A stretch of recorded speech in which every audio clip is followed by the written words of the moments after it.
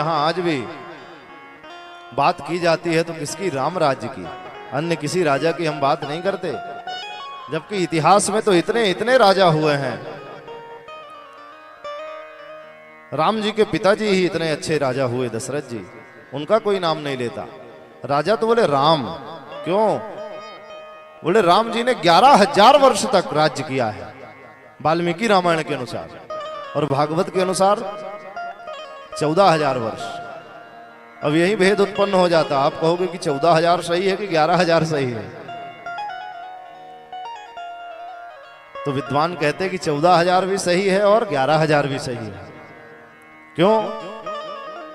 कल्प भेद हरि चरित सुहाए, कल्प भेद हरि चरित सुहाए, कल्प भेद हरि चरित सुहाए, कल्प भेद हरि चरित सुहाए, भांति अनेक मुनि सन गाए, भांति अनेक मुनि सन गाए, हाँ भांति अनेक मुनि सन गाए, भांति अनेक मुनि सन गाए, हरि अनंत हरि कथा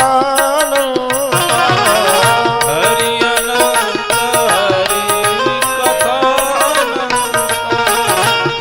विधि कहानी सुनाई सब संता, बहुविध कहे सुधरे सब संता, बहुविध कहानी सुनाई सब संता। बोले कल्प भेद हरिचरित सुहाए।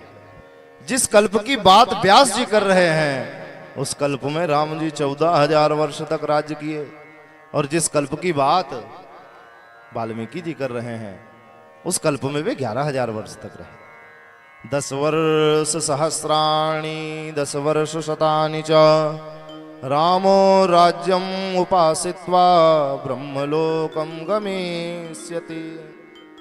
और 11,000 वर्ष तक बोले किया क्या राम जी ने?